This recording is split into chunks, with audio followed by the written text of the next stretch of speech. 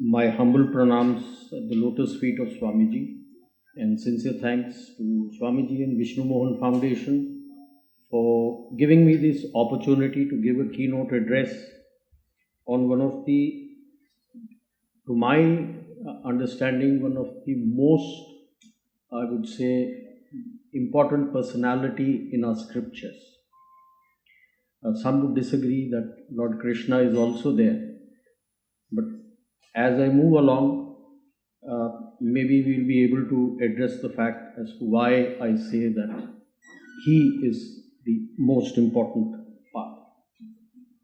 So we all call him as Maryada Purushottam Ram.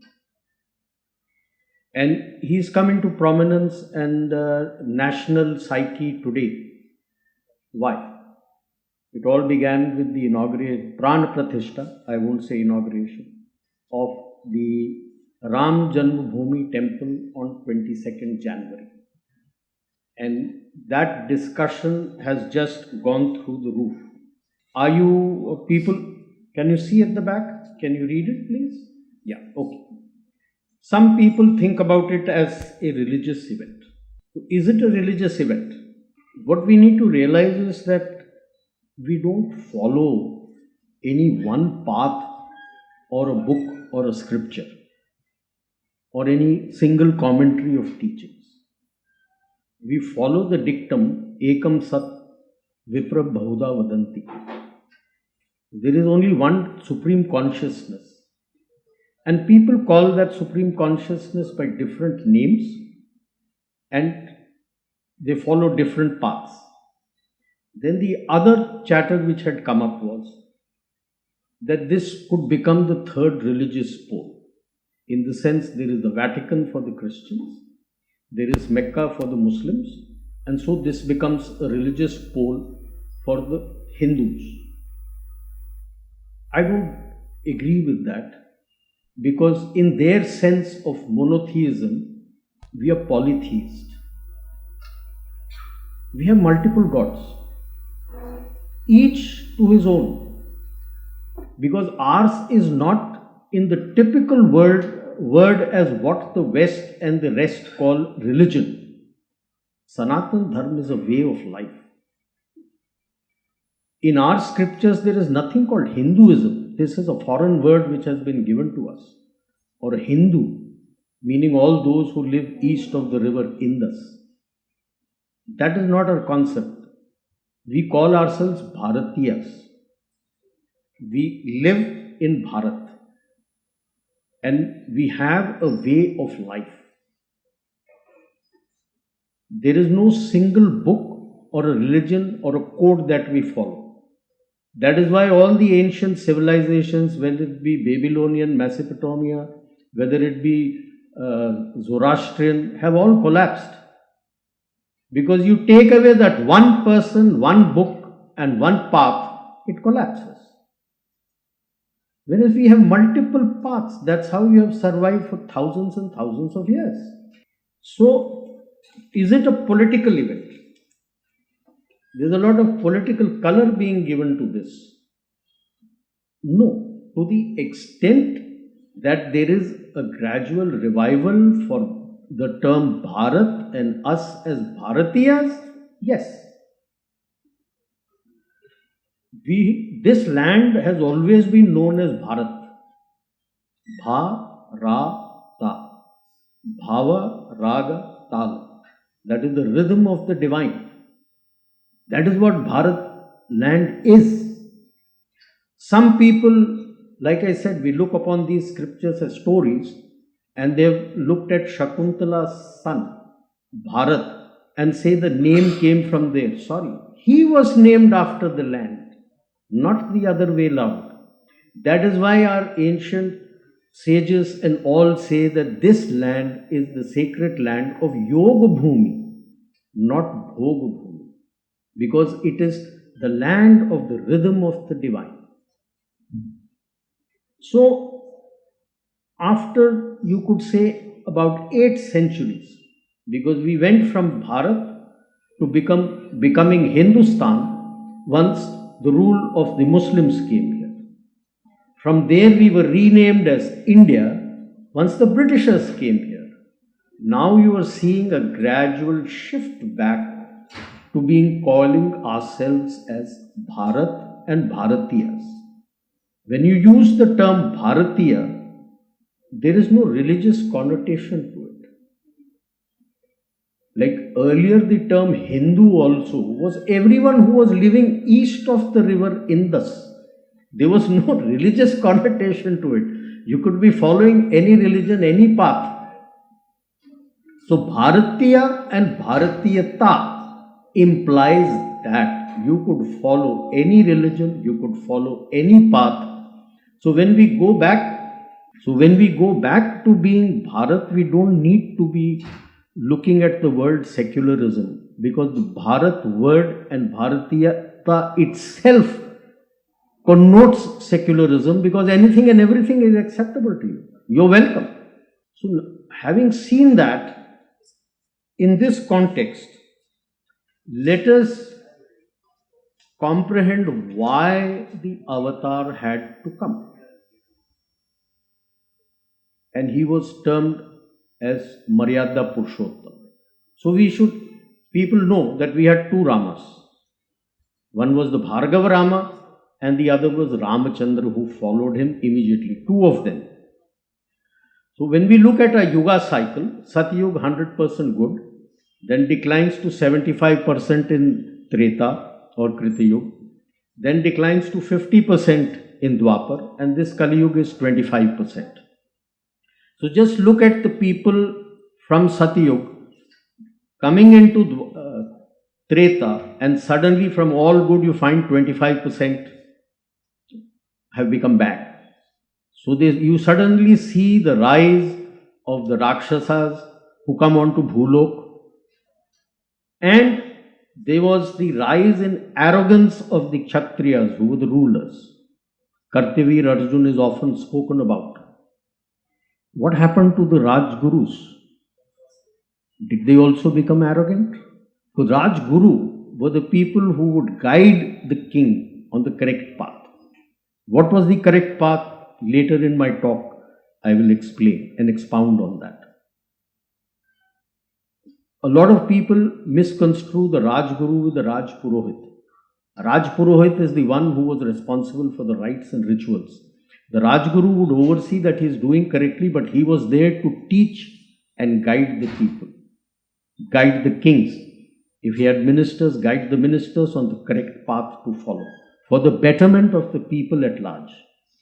So it seems that was also in a decline. So Lord Parshuram or Bhargav Ram incarnated, and he destroyed 21 generations of the Kshatriyas. And I'm sure the Rajgurus would also have fought, like we know of Kripacharya, Dronacharya and Mahabharat, who also came, they were the Rajgurus. So you find that there is a big void. There was no one to guide the people on Swadharma. What is Swadharma? What is correct? Our august speakers earlier have spoken about Dharma. Dharma is not one, single. Swadharma is also not single. You as a person have multiple dharmas. You are a parent, you are a child, you are a sibling.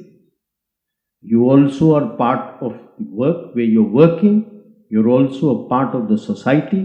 You also have a responsibility and obligation towards the nation. So there are multiple dharmas which are there. And as they say, dharma is not constant. Depending on the situation, who is to teach you which is the correct thing to follow? Like, there is a lot of debate on whether did Lord Ram do the correct thing in sending Mata Sita into the forest when she was pregnant. His Swadharma as the husband was to look after her. But his Swadharma as a ruler had to see for the larger good of the society, will this percolate down? So at that time, he felt his Swadharma as a king was more important than his Swadharma as a husband. And so she went to the forest. But today, societal norms are very fluid. Today's societal norms are very different. And when we try to look at those from the prism of today's societal norms, you go wrong. You go drastically wrong. What was acceptable during Ramayana was not acceptable during Mahabharata times. What was acceptable during Mahabharata times, I don't think is acceptable today. Okay. So he had to go into that 14 years of Vanavas. Our Attorney General had expounded on that and what happened with Kaikeya, because he had to destroy the Rakshasas.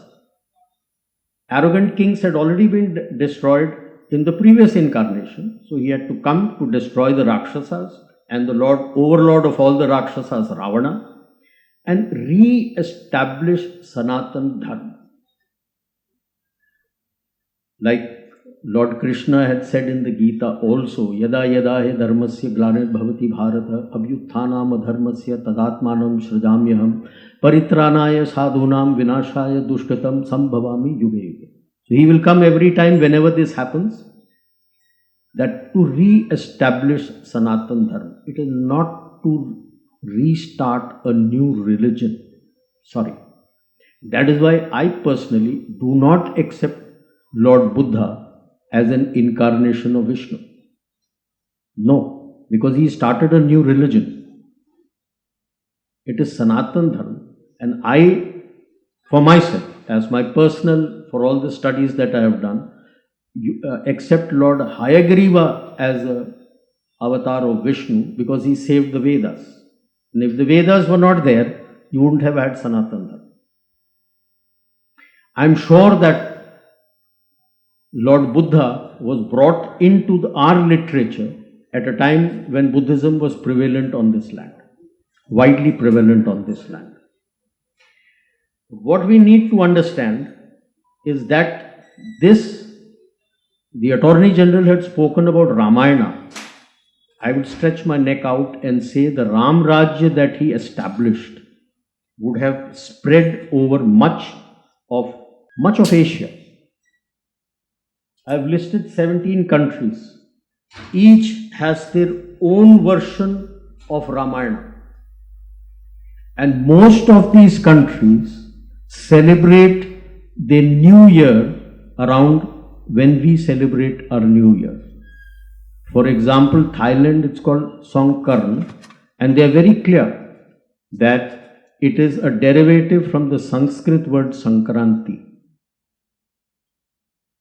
You go to Bangkok, in the international airport is a massive statue of Samudra Manthan. You go to Bali, you step out of the airport, there is a small hillock in front, there is a 72 feet statue of Vishnu on Garuda. And the national air carrier of Indonesia is Garuda.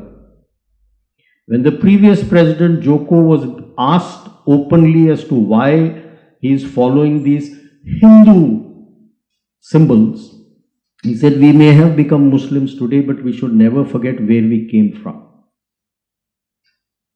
So it is much of these regions you will find that Ramayana, they have their own versions of Ramayana and which is celebrated. During our Ramanavami festivals, they have, like during Dashara we have our Ram Leela, they also have their plays which are done. Indonesia is a Muslim country. All these Muslims enact complete Ramayana as per their version of Ramayana. And about 5-6 years ago in Italy, they found a sculpture of Sita Haranam. 3 portraits were there in that one plaque. One, him coming and trying capturing Mata Sita at the when she stepped across the Lakshman Rekha, that is shown. The second is his battle with Jatayu, and the third, him carrying away Mata Sita on Pushpak Viman. Italy. Maybe because we used to trade a lot with the Romans, and when you trade, then you like to place your own people out there to be able to manage your affairs out there, and could have been there as part of our people who were there, the agents of the traders from India who were trading there. Or did they have their version? We don't know. So, like I mentioned, Ram Rajya means each person follows his Swadharma. And I had already mentioned how each person has, and it's not a law written on stone. It can change, it modifies with the situation. In our scriptures it is said, a small lie for the larger benefit of the society is much better than a truth which destroys the society. So if it is written in stone, you will say, no, you cannot lie. No, it's not that. That is why dharma, you have to understand very carefully the concept of dharma. It's not a religion. And you got to be able to be very clear to know what takes priority when. Like I mentioned, the individual has multiple dharmas. As a child, as a father, as a parent, as a spouse, as a sibling, as part of your work, where you're working, society, nation, what takes priority? Today, why do we talk of nepotism? Because blindly everybody thinks that it is just the family which takes importance. No. You got to be clear that what is going to be for the greater good of the people. And you got to follow that dharma. And I'm sure it must have lasted for thousands of years in this neighborhood of ours, extended neighborhood of ours. And that is why today you find that people are yearning for it. And Lord Krishna had to come. He is the only avatar till date who is called a Yoga avatar. A Yoga avatar means that once he leaves this earth, the next Yuga starts. And if you understand the scriptures, if you understand Mahabharata, if you understand what is the message being given to you, he is very clearly telling you the descent into chaos that is going to come in Kali Yuga. Can you name me one great fighter of the Kauravas who was not killed through trickery? We look on it and say that why the trickery is being done. That's a message to you. That is how Kali Yuga is going to be. When Karna is killed, when he questions Krishna, why this was done, this is not chivalry. He openly asks, did you follow any chivalry? That means in Kali Yuga, as in English they say, as you sow, so you reap. So now in this, how do you delineate and demarcate and understand what your dharma is going to be? That is going to be crucial. To comprehend Ram Rajya in the 21st century, everybody keeps writing, oh, now we must have Ram Rajya. Ram Rajya has started. I'm sorry, it has not started. Unless everybody understands the scriptures and doesn't look upon it as stories. Today we look upon it as stories, as the Attorney General Ji had also mentioned. Sita's Ramayana, Ravan's Ramayana, somebody else's Ramayana. It is an Adi Kavya, the oldest poetry, the very first anyone had written, composed a poem. That is why Valmiki Ji is also called the Adi Kavi, the first Kavi on earth. Now today people are analyzing and doing theses on whether the metrics are constant across all the kandas. Are they written by the same person? You're missing the wood for the trees. It is there for you to learn lessons for today. It's not here to do theses. Does anyone do any theses on the Bible, whether it be the New Testament or the Old Testament or the Quran? No. But they take it as written a written law on the stone and follow it to the dictum. Whereas I would say that you imbibe the lessons from our scriptures and adapt it to our current societal norms.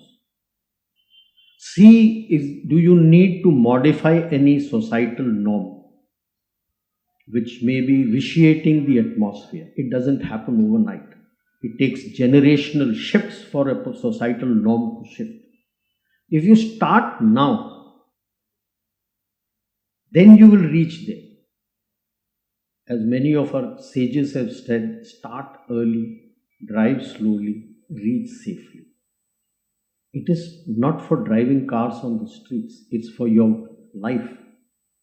How you go into the life. Haste makes waste.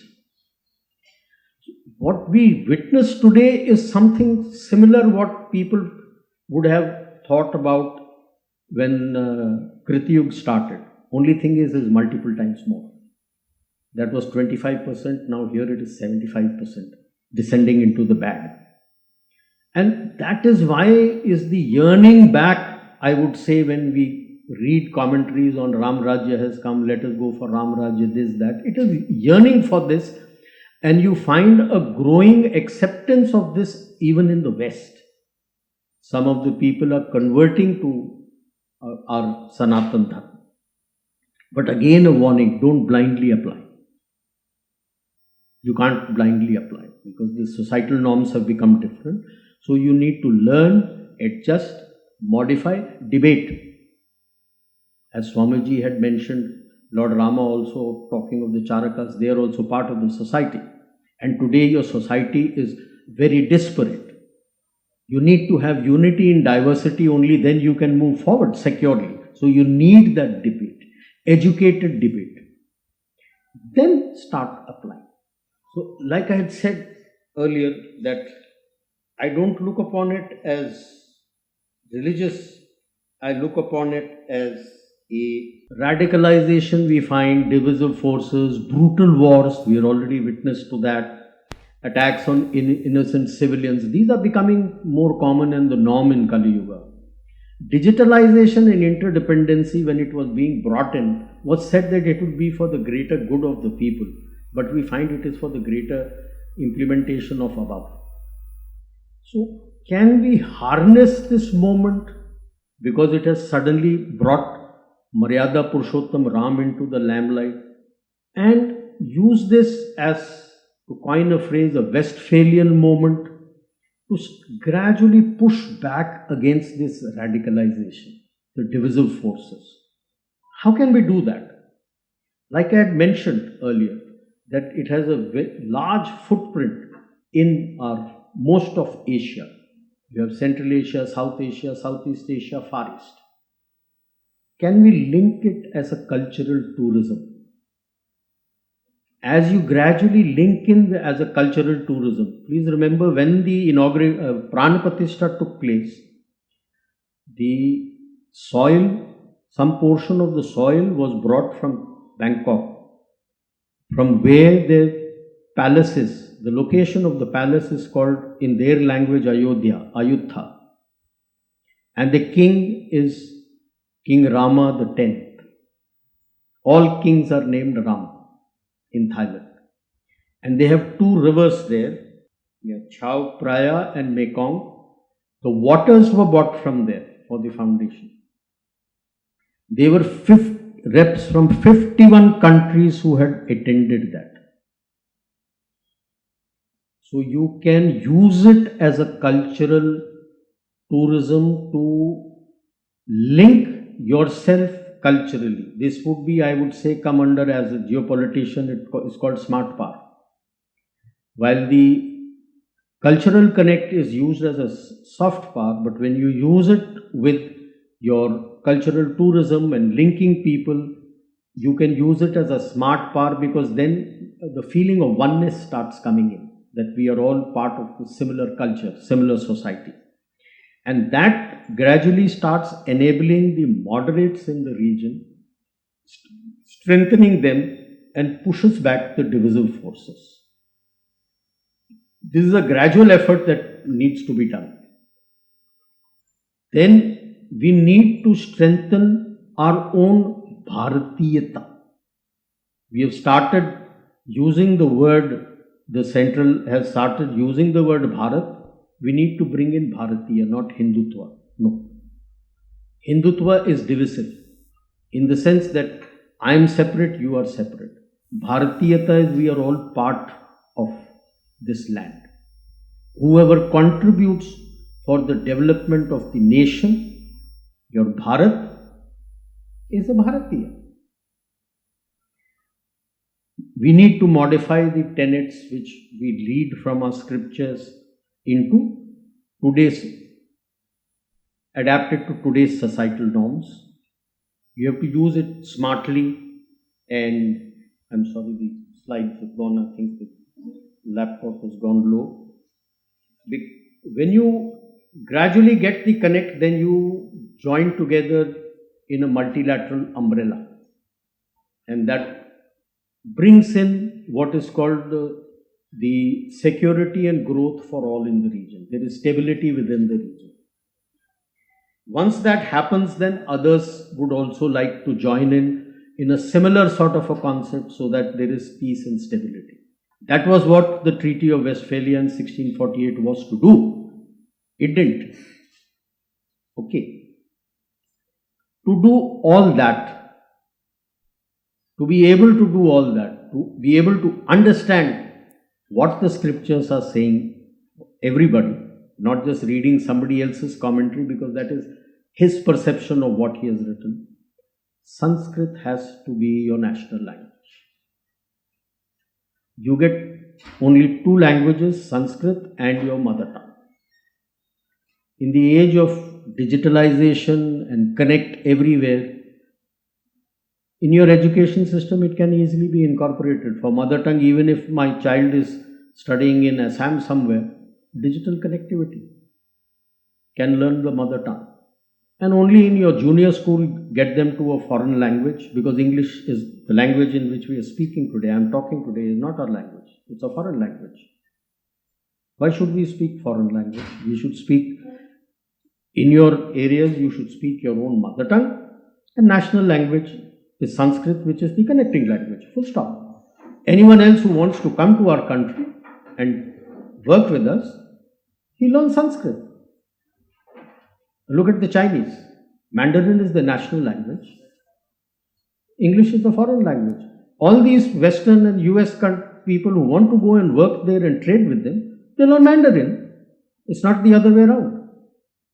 Same is the case with today. If you say Bharat is rising, then have a national language which is Sanskrit, except for Tamil. All other languages are based on Sanskrit. And number two, have your mother tongue, period. Why Sanskrit? All your ancient scriptures are in Sanskrit. Like I said, Sanatan Dharma is multiple paths to that place. Each will have his own perception. Read the scripture, form your own perception, and follow your path. That is how you will reconnect and move forward. And this is a slow process, it's not a fast process. It won't happen overnight. It won't happen in one day. But if you start now, one day it will happen. So we need to implement what Maryada Purushottam Ram left for us, modified for today's societal norms and the way we live. Thank you.